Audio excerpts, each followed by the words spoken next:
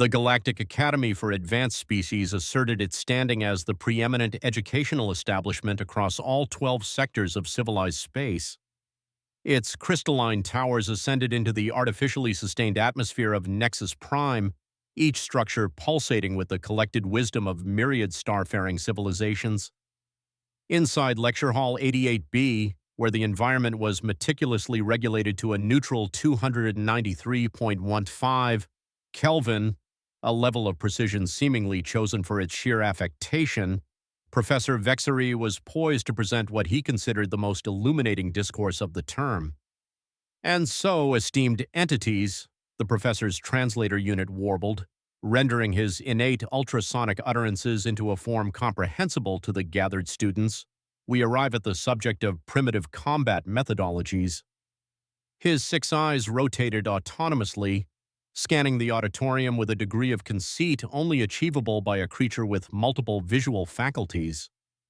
These antiquated approaches to conflict, still employed by certain less developed species, illustrate precisely why aggression is the refuge of the intellectually inadequate.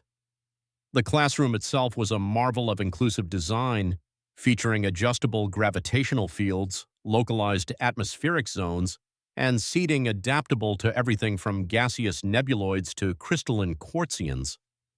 The Academy's architects had evidently considered every potential student form, with the possible exception of comfortable seating for bipedal mammals possessing what medical texts discreetly termed significant gluteal cushioning. In the rear row, positioned on what could charitably be described as a chair but was more accurately an ergonomic torment device, sat the class's most notable anomaly. While her peers floated, hovered, or existed in states of quantum ambiguity, she simply occupied her seat conventionally, inhaling oxygen like some sort of primitive. The human student, Zara Chen, had perfected the skill of being simultaneously the most formidable and least conspicuous individual in any given space, a talent that would have impressed her military instructors back on Earth had they been aware of her current whereabouts. At 5'8", she was neither imposing nor particularly short by human metrics. Yet among her classmates, she might as well have been a compact predator. Her dark hair was secured in a standard issue bun which somehow appeared both professional and ready for immediate engagement within 2.3 seconds. Her academy uniform, a product of committee design intended to accommodate all known physiologies, draped on her frame in a manner suggesting it had abandoned any attempt to conform to human shoulder structure. But it was her silence that truly defined her presence at the academy. Over 4 months of attendance, she had uttered precisely 17 words during class sessions. The student betting syndicate had accrued astronomical sums, with odds calculated by 3 distinct probability-focused species. The Acturians were experiencing a significant windfall. Let us now, Professor Vexari continued, his tendrils undulating with academic fervor, examine the so-called tactics utilized by Deathworld species. The holographic display sprang to life, presenting an image that seemed to depict 2 groups of beings striking each other with pointed sticks.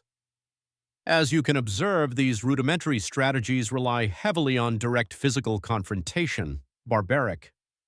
Really? Zara's left eyebrow gave a slight twitch. This gesture was, according to the empathy situated 2 rows ahead, the equivalent of another species undergoing a complete emotional collapse. The empathy made a mental note to increase their dosage of anxiety medication.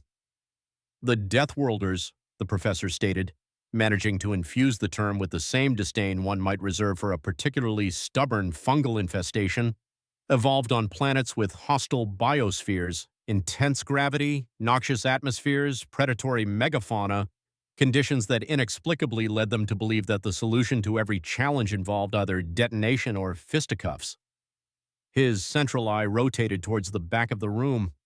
Though I am confident our resident human can confirm that her species has largely progressed beyond such primal urges. 47 pairs of visual organs, compound eyes, photoreceptors, and various other sensory apparatuses pivoted towards Zara. She responded with the identical expression she had maintained since her arrival, a meticulously neutral countenance that several xenopsychology students had attempted and failed to decipher. The cryptoids had authored 3 dissertations on what they termed the Chen enigma. Barbaric, chirped Rick's Theater, a mantid-like scorion whose species had abandoned violence around the same epoch they had abandoned their sense of humor. My civilization resolved conflicts through interpretive dance millennia ago. Oh, please, burbled Quills 9, a gelatinous blobian occupying what could charitably be called a seat, but was more accurately a containment field. At least dancing requires rhythm. The blobians transcended physical conflict by attaining enlightenment through contemplation and exceptionally good snacks. These approaches, Professor Vexari persisted, pointedly disregarding the student interjections, are precisely why Deathworlder civilizations remained planet-bound for such an extended period. While we were pioneering quantum tunneling and dimensional phase shifting, they were, what is the human idiom, hitting rocks together to produce superior rocks. The class erupted in the various species' equivalents of mirth, a cacophony resembling the sound of a synthesizer being hurled down a stairwell. Zara's fingers drummed once against her desk surface. The microkinetics major in the front row nearly experienced syncope at the perceived intensity of the movement. The professor summoned another hologram, this one displaying what appeared to be a human military formation. Observe their persistent dependence on projectile weaponry and chemical explosives. Even their most sophisticated combat doctrines incorporate concepts like combined arms and force multiplication, essentially elaborate terms for how many distinct ways can we induce explosions. To be fair, interjected a courageous tentaculum named Zorp, humans did manage to achieve spaceflight without annihilating themselves. That counts for something. A statistical anomaly, Vexari dismissed with a sweep of 3 tendrils. Most Deathworlder species self-destruct prior to achieving interstellar capability. The fact that humans survived their own nuclear era is less a testament to their sagacity and more proof that the universe possesses a perverse sense of humor. Zara's right hand twitched towards her datapad, then halted. The motion analysis algorithms running on 17 different recording devices flagged this as a significant event. The holographic display transitioned to show the Academy's admission statistics.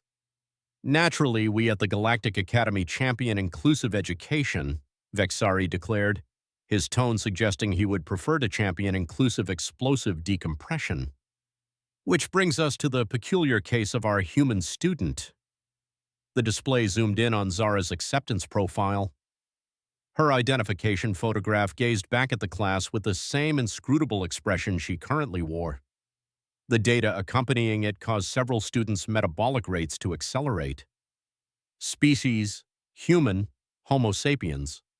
Homeworld, Deathworld, classification, category 9.7, risk assessment, extreme, see appendices, A through QZ. Special requirements, reinforced furniture, explosion-proof dormitory, no sudden diplomacy in interspecies relations, daily weapons check, past 127. Ms. Chen's acceptance ignited quite the controversy, Vexari continued, either oblivious to or perhaps relishing the escalating tension. The board was divided between those advocating for granting Deathworlders an opportunity to demonstrate evolution beyond violence and those who preferred their internal organs remain internally situated. A 4-month-old memory solidified in the classroom's recirculated atmosphere. The Academy Board had convened an emergency session, their various forms of agitation creating a light show that would have impressed any rave enthusiast. The Voidkeeper Ambassador's form flickered between dimensions as he spoke. This is unprecedented. A Category 9.7 Deathworlder within our hallowed halls of learning? We might as well invite a black hole to lecture on gravitational theory. Now, soothed Counselor Mellick, whose species had evolved beyond the necessity of stress hormones. The humans have exhibited remarkable restraint since initial contact, only 3 diplomatic incidents resulting in minor detonations. That is practically pacific by their standards. But the liability, shrieked the insurer, sir, a being composed entirely of risk assessment algorithms. Do you comprehend our premiums? I have run the figures. We would necessitate ensuring against everything from accidental campus destruction to deliberate intimidation via aggressive sitting. The human ambassador, a stern woman whose smile never quite reached her eyes, a detail that had spawned 1,000 xenopsychology papers, cleared her throat. Zara Chen represents the pinnacle of humanity, outstanding scores on all standardized evaluations, a flawless disciplinary record, and she has successfully completed our advanced diplomatic training program. Which includes combat training, the Void Keeper pointed out. Cultural exchange, the ambassador corrected smoothly. And may I remind the board that excluding humans from the galaxy's foremost educational institution could be construed as discriminatory? I would be distressed if that were to impede trade negotiations. The implicit threat lingered in the air like a particularly censorious cloud. She has been trained in our methodologies, the ambassador continued. Minimal verbal communication to avert translation incidents, passive observation techniques, and strict adherence to non-intervention protocols. Consider her a cultural experiment. How do Deathworlders adapt to civilized pedagogy? The board exchanged uneasy glances across various visual spectrums. Back in the present, Professor Vexari was building towards what he clearly considered his rhetorical zenith. And thus we observe that primitive combat tactics, while historically noteworthy, possess no place in contemporary galactic society. The very concept of physical warfare is as obsolete as the classroom's ambient illumination abruptly shifted to a deep crimson. Several students' chromatic displays indicated severe distress. The Academy's alert system, designed by a committee that had never experienced genuine emergencies, chimed with what it presumably intended as an alarming tone but sounded more like a doorbell experiencing an existential crisis. "Attention all students and faculty," the automated voice announced with the sort of composure achievable only by artificial intelligences facing catastrophic failure. "Long-range sensors have detected an approaching hostile fleet. This is not a drill. Repeat, this is unfortunate because we never actually programmed what to do if this wasn't a drill." The classroom devolved into pandemonium. The Flatterons literally disintegrated into their constituent butterflies. The crystalloids began resonating at frequencies that would make glass exceedingly uneasy. Quills 9 momentarily lost cohesion and spent several awkward seconds attempting to reassemble themselves. "It's impossible." Vexari's translator struggled to keep pace with his panicked chirping. "The hegemony signed the Accord of Perpetual Slightly Tense Peace just last cycle. This contravenes at least, let me calculate, 17 different treaties." "Professor," a terrified Melodian warbled, "what should we do?" "The Academy's defense grid hasn't been tested since never," a helpful logician completed. "The probability of the defense systems actually functioning is approximately 3.7%, with a margin of error of plus or minus 3.7%. Zara rose to her feet, a simple action that sent a ripple effect through the classroom. Students flinched, ducked, or in one instance achieved temporary invisibility. The human student walked towards the window with the measured gait of someone possessing unlimited time, despite the increasingly hysterical announcements regarding imminent orbital bombardment and please evacuate, but might, in an orderly fashion, once we figure out where to evacuate to. Through the transparent aluminum, the initial signs of the approaching fleet became discernible, dark forms against the stellar backdrop, moving with the relentless purpose of predators who had located particularly vulnerable quarry. "Ms. Chen," Vexari's voice cracked across 3 octaves, "please return to your seat. The appropriate response to military threats is to file a formal complaint with the Galactic Council and await 6-8 standard cycles for processing." Zara turned from the window. For the first time since her arrival at the Academy, she spoke. "You might want to take notes, Professor," she said, her voice carrying the kind of calm that often precedes significant historical occurrences. "Class is about to become considerably more practical." The emergency lighting painted her face in hues of red and shadow, and for a brief moment, several students grasped precisely why humans were classified as Deathworlders. It wasn't about their physical capabilities or their hostile homeworld. It was about the look in their eyes when circumstances became interesting. The Academy's defense coordinator, a Puvian whose anxiety glands were operating at maximum capacity, burst through the classroom portal. "Everyone to the shelters. The hegemony fleet will be in firing range in— Oh, stars preserve us! Why is the human smiling?" Rasimer could see that Zara Chen was indeed smiling. It was not an expansive smile, nor was it menacing or maniacal. It was the small, contented smile of someone who had just been vindicated in a long-held suspicion. "Tell me, Professor," she said, moving towards the exit with an economy of motion that triggered the prey instincts of several students. "Those tactics you were just labeling primitive. How many civilized solutions do you estimate we have time to attempt before those vessels commence firing?" The professor's mouth opened and closed several times, making him resemble a confused fish, a comparison not entirely inaccurate from a genealogical perspective. Outside, the first warning shots from the hegemony fleet streaked across the sky, and somewhere in the Academy's deepest bunkers, administrators were frantically consulting what their insurance policies actually covered. The silent student was about to become considerably less silent. The Galactic Academy's emergency evacuation protocols were, like most systems designed by committee, a triumph of bureaucratic optimism over practical reality. The system had been programmed based on the assumption that during any crisis, beings would form orderly queues, follow color-coded emergency markers, and politely take turns accessing the escape pods, a design choice that spoke more to the programmer's limited exposure to actual emergencies than anything else. What actually transpired when the hegemony fleet initiated bombardment was more akin to what humans might term a dumpster fire in a hurricane, albeit with additional tentacles and panic-induced chromatic shifts. "Please proceed to your designated evacuation zone," the public address system announced cheerfully as the structure vibrated from orbital impacts.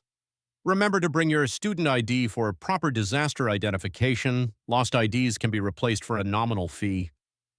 The message terminated abruptly as something large and explosive struck the East Wing, transforming the Advanced Material Science Laboratory into a rather graphic demonstration of rapid molecular deconstruction. In Corridor 7G, a bottleneck of epic proportions had materialized. 3 distinct species were attempting to egress through the same passageway, each employing a different interpretation of physics. The Levitarians insisted on floating above everyone else. The Tunnel Lords were attempting to phase through the walls with limited success, and the Multiplicates had panicked and fragmented into roughly 40 copies of themselves, all currently engaged in a heated debate over which one was the original.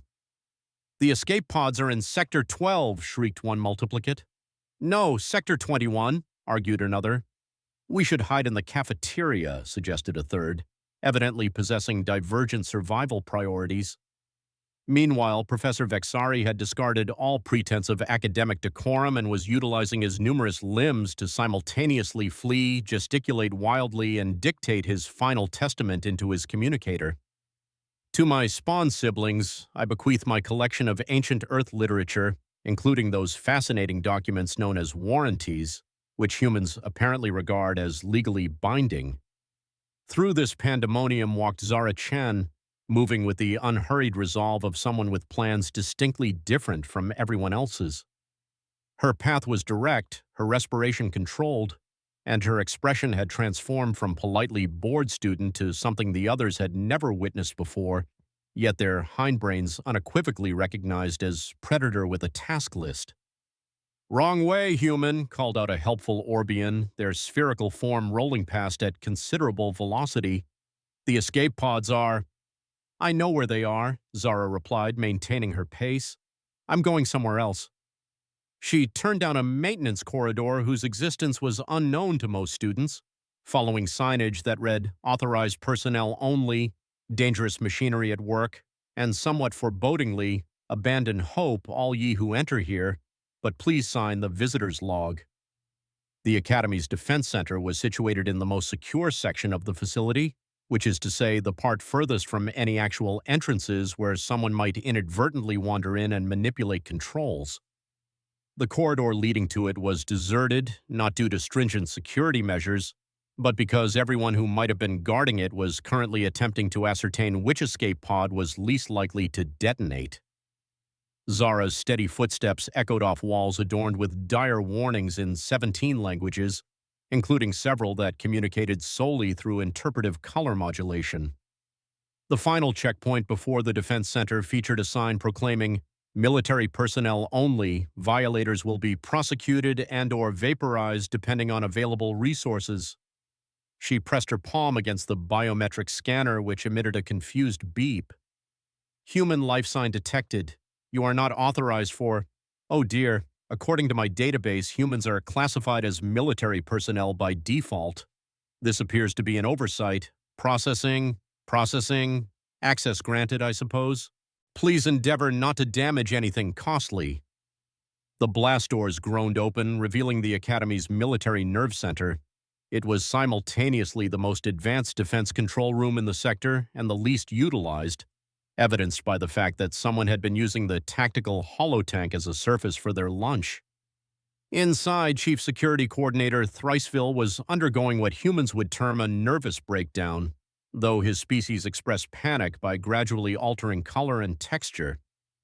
At present, he resembled an anxious rainbow experiencing an allergic reaction to itself. Who are you? Why, a human?"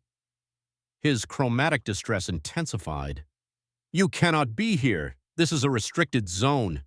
We have procedures, protocols, forms that require completion in triplicate."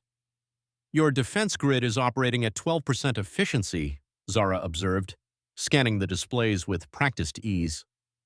"Your shield generators are cycling incorrectly. Your targeting solutions are employing deprecated algorithms, and someone appears to have installed a gaming subroutine on your primary fire control system." She paused. "High score, Janitor Bot 7. Impressive." "Auditory, that is classified information." Thriceville's tentacles writhed in bureaucratic horror.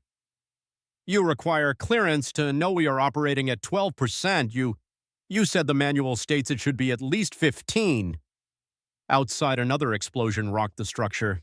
The tactical display helpfully updated to show 3 more hegemony destroyers joining the assault. "Listen," Thriceville continued, his coloration shifting to what his species considered a desperate hue. "I appreciate your concern, but we possess treaties for this sort of situation. The Galactic Council will submit a formal protest. Sanctions will be imposed. In 6 to 8 standard cycles, the hegemony will face such stern paperwork." "They're launching drop pods," Zara interrupted, indicating the tactical display. "Ground assault incoming." "Your planetary defense grid has nice big holes here, here, and here." She traced the gaps with her finger. "Classic dispersal pattern. They'll establish beachheads at these 3 points and converge on the Academy." That's not possible. Our defense grid was designed by the finest military theorists in the galaxy. It's impenetrable." "Your military theorists," Zara said patiently, "designed it to stop civilized warfare, treaty-compliant attacks, formal declarations with appropriate notice periods." Another explosion shook the building. "The hegemony appears to have missed that particular memo." On the screens, drop pods began their descent like metallic rain. The Academy's automated defenses, following their programmed parameters, sent strongly worded warnings about airspace violations and threatened to file complaints with the Bureau of Orbital Traffic Management.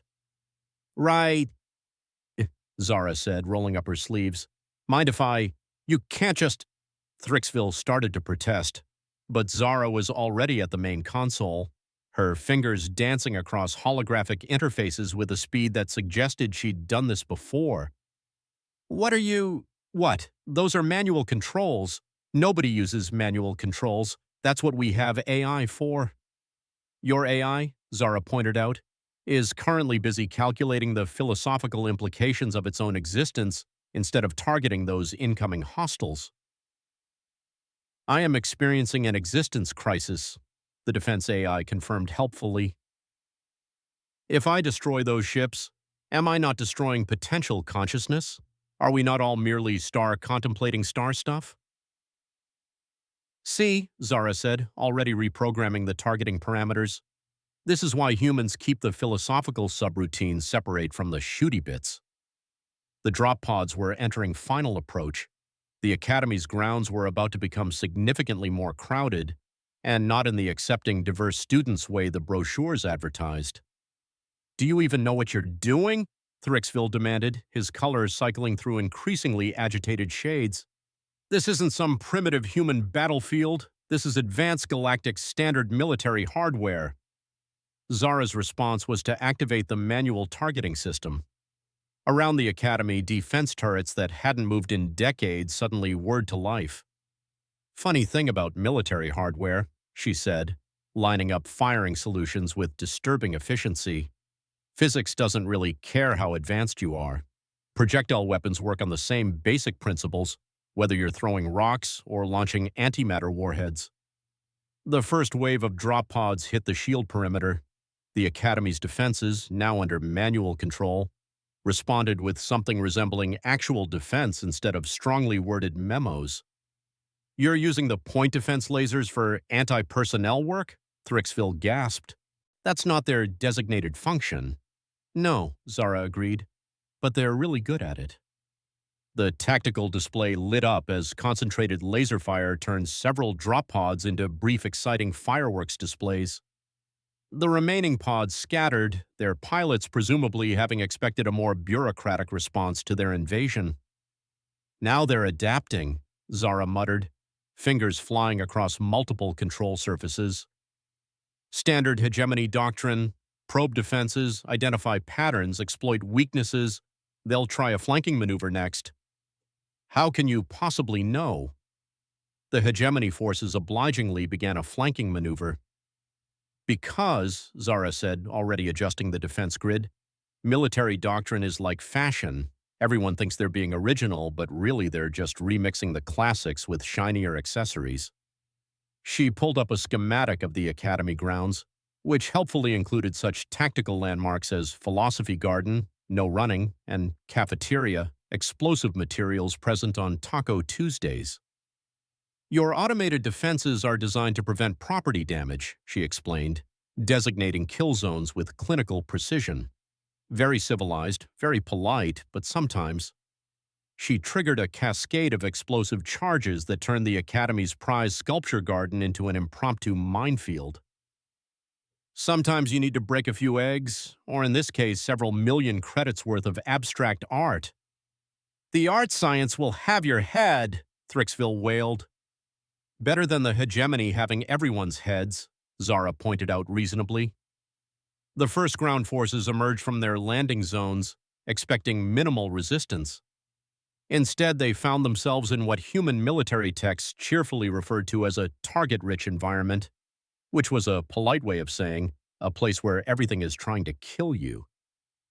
Zara had transformed the Academy's elegantly landscaped grounds into a killing field that would have made ancient human generals weep with joy.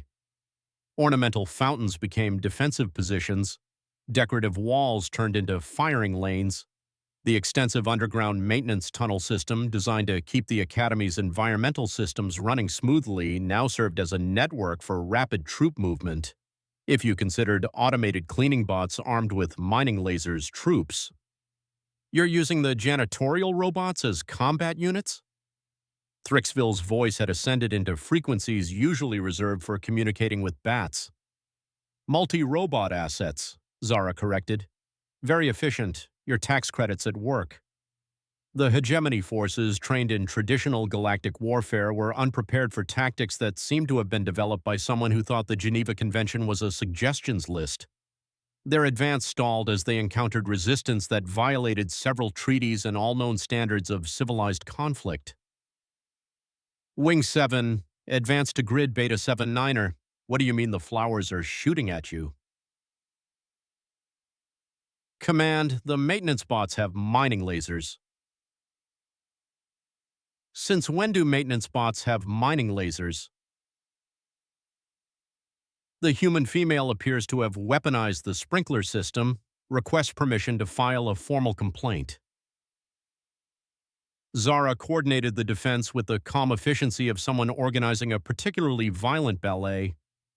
Her primitive human tactics, concepts like overlapping fields of fire, defense in depth, and the creative misuse of civilian infrastructure were systematically dismantling an invasion force equipped with the finest military technology in the sector. "You're enjoying this?" Thrixville accused, his color having settled into what his therapist would later describe as traumatized beige. "I'm efficiently solving a problem," Zara corrected, though the slight smile playing at the corners of her mouth suggested that efficiency wasn't her only motivation. "There's a difference." Within an hour, the hegemony's swift diplomatic action had devolved into what their military historians would later refuse to acknowledge as that time we got our collective posteriors handed to us by one human with access to the universe's most over-engineered garden sprinkler system. The invasion force commander, watching his tactical display fill with casualty reports and equipment failures, made the executive decision that perhaps diplomacy was underrated after all. "All units tactical withdrawal," he ordered, trying to make it sound like a strategic choice rather than admitting his elite forces were being systematically embarrassed by jury-rigged cleaning equipment. "Regroup at the fleet." As the hegemony forces retreated to their ships, presumably to figure out how to explain this debacle to their superiors, campus security finally arrived. They found Zara calmly shutting down defense systems and compiling what would become the most passive-aggressive after-action report in Academy history. Crisis over, faculty and students began emerging from various hiding spots, escape pods, maintenance closets, and in one case, a supply closet where Professor Vexari had apparently been trying to evolve past the need for physical existence through sheer desperation. She did it," someone whispered. "The human saved us all." "Phenomenal cosmic warfare, itty-bitty student housing. I need to recalculate everything I know about primitive combat tactics." Within minutes, a celebration had erupted. Various species expressed joy in their traditional ways, singing, dancing, secreting aromatic compounds, and in one enthusiastic case, mitosis. Zara found herself at the center of attention that would have made most humans uncomfortable, and most plants photosynthesize with pride. But as the crowd of grateful aliens pressed closer, showering her with thanks in languages that sounded like everything from wind chimes to garbage disposals, something remarkable happened. Zara Chen, who had just single-handedly repelled an invasion using a combination of military precision and creative vandalism, simply nodded once, politely extracted herself from the crowd, and walked back to her dormitory. By the next morning, when classes resumed in hastily repaired lecture halls, she was back in her usual seat in the back row of Professor Vexari's classroom, silent, attentive, taking notes with the same careful precision she'd used to target orbital strike craft. The professor, still slightly color-shifted from his closet-based existential crisis, cleared his throat multiple times before speaking. "Class," he began, his voice carrying a new tone of respect that made several students check if their translators were malfunctioning. "Today's lesson will be a revision of yesterday's topic. It seems we need to reassess our understanding of primitive combat tactics." He activated the holographic display, which now showed a tactical analysis of the previous day's battle. Someone, probably from the military history department, had already compiled the engagement into a case study titled, "How Everything We Thought We Knew Was Wrong, a Comprehensive Analysis." As we can see from this illuminating example, certain tactical doctrines previously dismissed as obsolete may in fact possess applications in modern asymmetrical warfare, particularly when applied by species with unique perspectives on problem-solving. His eyes swiveled toward the back row where Zara sat in her characteristic silence, looking for all the universe like a student whose most exciting achievement was maintaining perfect attendance. The engagement demonstrated several principles we had considered outdated: area denial through environmental manipulation, adaptive use of civilian infrastructure, and what humans apparently call, "if it's stupid but it works, it isn't stupid." The class erupted in nervous laughter. Zara's expression didn't change, though an empath detected what might have been a microscopic eye twitch of amusement. "Perhaps," Professor Vexari continued, making what was clearly a heroic effort at academic humility, "we should entertain the possibility that our understanding of tactical evolution has been somewhat limited. From the back row came the scratch of stylus on datapad, as Zara added this quote to her notes right below yesterday's entry. Those who cannot adapt their doctrine to reality often find reality adapting their doctrine for them. And just like that, the girl who had silenced an army returned to her preferred state of silence, leaving the galaxy to ponder the age-old question, what else don't we know about humans? In the administrative offices, insurance adjusters were still trying to figure out how to categorize the defensive transformation of ornamental gardens into autonomous kill zones for the claims paperwork. It was going to be a long semester.